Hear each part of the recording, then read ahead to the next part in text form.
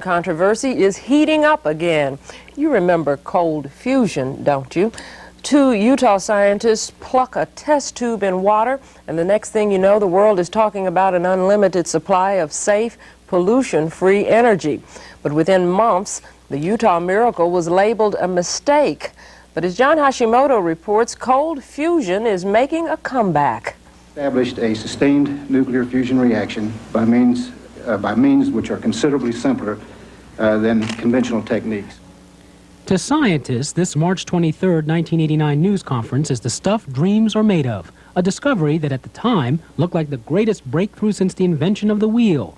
Stanley Pons and Martin Fleischmann claimed they had harnessed nuclear fusion, the same awesome force that powers the sun, in a test tube of water at room temperature. This experiment has to be approached with some caution. Despite their cautionary warnings that day, the implications of Pons and Fleischmann's stunning announcement were obvious. They claimed that by passing a current through heavy water between palladium electrodes, a huge amount of heat was created. The crucial element in all this was their water, which contained a form of hydrogen called deuteriums. Because seawater contains a limitless supply of deuteriums, cold nuclear fusion holds the elusive promise of cheap, virtually limitless, safe energy. It appeared to be a dream come true. Without these exact facts, we will never be certain that our samples have reproduced their samples. I beg your pardon, the background is available in the corrections to the paper. That might be. But within months, the Utah experiment became a scientific nightmare. Pons and Fleischmann released only limited details of their experiment, and some data was found to be flawed. Worse, the results could not be reproduced. Almost overnight, cold fusion became a discovery that never was.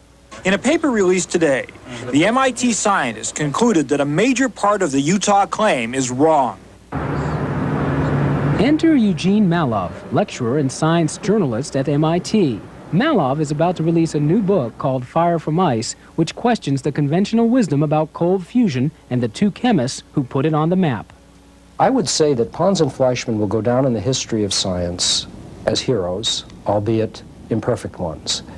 Mallove says reports about the death of cold fusion have been greatly exaggerated. Not only is work on cold fusion continuing around the world, but other scientists are claiming they too are finding their own positive results. There are over 100 laboratories around the world where positive results have been achieved. 5 of them happen to be U.S. federal laboratories. There happen to be at least 10 countries in which positive results have occurred. In Japan and in the Soviet Union, major efforts are underway. In China even, the mainland China, results are coming in and they're taking it seriously. It is not something that is of the nature of a joke, in my opinion. The public isn't aware of cold fusion's continuing promise, Mallove says, because most of the powers that be in the scientific community have decided it's not worthy of attention. One of the most strident non-believers, he claims, is John Maddox, editor of the scientific journal Nature. Maddox had this to say about cold fusion in an interview conducted 2 years ago. I think that, broadly speaking, it's dead, and it'll remain dead for a long, long time. What you're talking about is a closed-mindedness that's not supposed to be associated with the scientific community at large. This has been a great shock to me. You know, I put science on a pedestal. I've been with science all my life, a passionate devotee of science with capital letters. But what I didn't realize, and it took the cold fusion controversy to make me painfully and deeply aware of this, was that scientists could be as human and fallible in the grossest of ways as any other human beings, including politicians.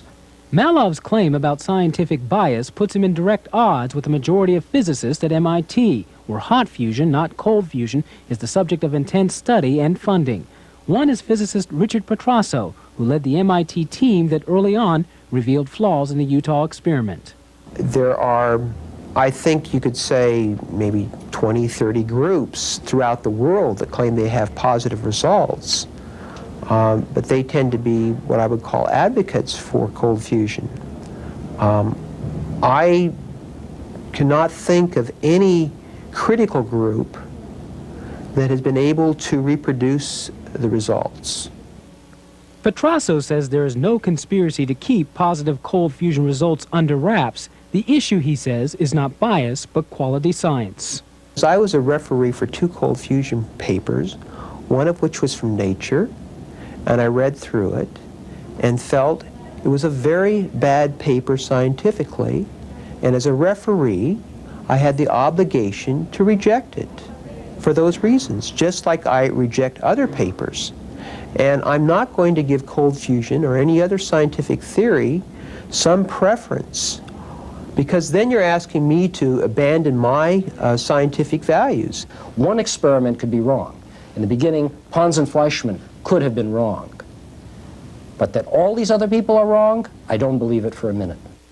Mallove's views will by no means go unopposed at local bookstores. A new book, which dismisses cold fusion as a fluke, has just been released. Its author, physicist Frank Close, talked to us from Los Alamos National Laboratory in New Mexico today. What chance for test tube fusion, with regards to solving the world's energy supply, is absolutely zero. With regards to there being a significant nuclear phenomenon in there, absolutely zero. With the possibility of making a new form of storage battery, possible. The books by Frank Close and Eugene Mallove will go on sale locally within the next few weeks, but it's unlikely either will change many minds in a scientific community, where the line over this controversy has already been drawn. For the 10 o'clock news, I'm John Hashimoto.